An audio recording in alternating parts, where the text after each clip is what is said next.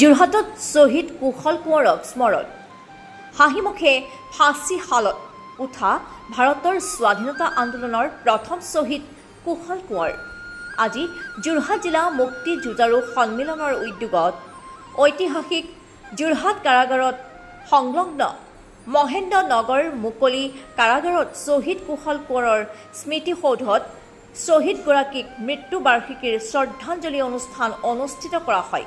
কুশল কোঁৱৰৰ স্মৃতিসৌধৰ কাষতে থকা শ্বহীদ কমলা মেৰিৰ বেদীটো মুক্তি যুঁজাৰু সন্মিলনৰ সন্তান সন্ততিসকলে পুষ্পাঞ্জলি জনায়।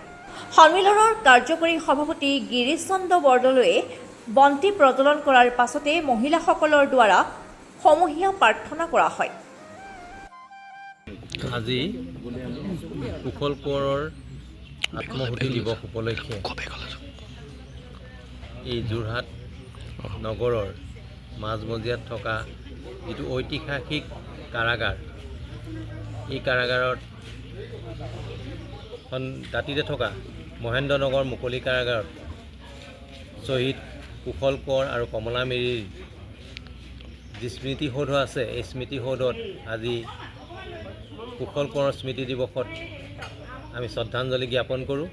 যোৰহাট জিলা মুক্তি যুঁজাৰু সন্মিলনৰ উদ্যোগত অনুষ্ঠিত এই কাৰ্যসূচীত ভালেসংখ্যক লোক উপস্থিত থাকে। যোৰহাটৰ প্ৰায় গণ্যমান্য ব্যক্তিসকল উপস্থিত থাকে।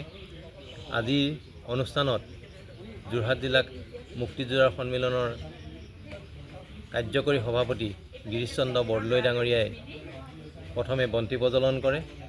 তাৰপিছত বিশিষ্ট সমাজকৰ্মী ডাক্তৰ বলিন খাৰঘৰীয়া ডাঙৰীয়া, ডক্টৰ পৰাণ বৰুৱা ডাঙৰীয়া, বিশিষ্ট লেখক মানিকলাল মাহাতো,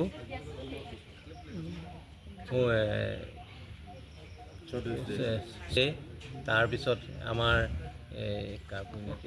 আদি বিভিন্নজনে এই শ্বহীদ দুজনাৰ স্মৃতিত মাল্যাৰ্পণ কৰে। লগতে পুৰুষ মহিলা যিসকল আমাৰ মুক্তি যুঁজাৰু সন্মিলনৰ সন্তান সন্ততি সকলোৱে আজি উপস্থিত থাকি এই শ্বহীদ দুজনাক স্মৰণ কৰে। উল্লেখযোগ্য যে 1909 চনত এই যোৰহাট কাৰাগাৰ প্ৰতিষ্ঠিত হৈছিলে আৰু এই যোৰহাট কাৰাগাৰতেই স্বাধীনতা সংগ্ৰামৰ প্ৰায়সকল আগশাৰীৰ নেতা কাৰাবাস খাটিছিলে। ভাৰতৰ প্ৰাক্তন ৰাষ্ট্ৰপতি ফখৰুদ্দিন আলী আহমেদ, অসমৰ মুখ্যমন্ত্ৰী গোপীনাথ বৰদলৈ প্ৰমুখ্যে বিভিন্নজনে ইয়াত তাতোতকৈ ডাঙৰ কথা যে গড়মূৰ সত্ৰাৰ সত্ৰাধিকাৰ প্ৰভু ডাঙৰে এই কাৰাগাৰতেই কাৰাবাস খাটিছিলে আৰু সেই সময়তেই 38 বছৰ বয়সত শ্বহীদ কুশল কোঁৱৰে আজিৰ দিনটোত ফাঁচীকাঠত ওলমিব লগা হৈছিলে।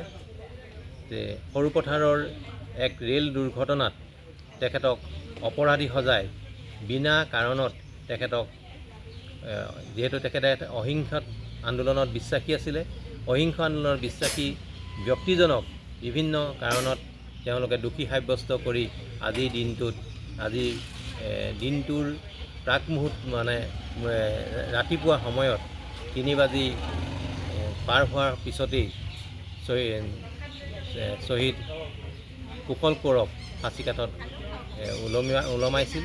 আজি সেই দিনটোত আমি শ্বহীদগৰাকীক আমি স্মৰণ কৰিছোঁ আৰু লগতে এই শ্বহীদগৰাকীৰ বেদীৰ কাষতে থকা কমলা মেৰি শ্বহীদ বেদীটো আমি শ্ৰদ্ধাঞ্জলি জ্ঞাপন কৰিছোঁ।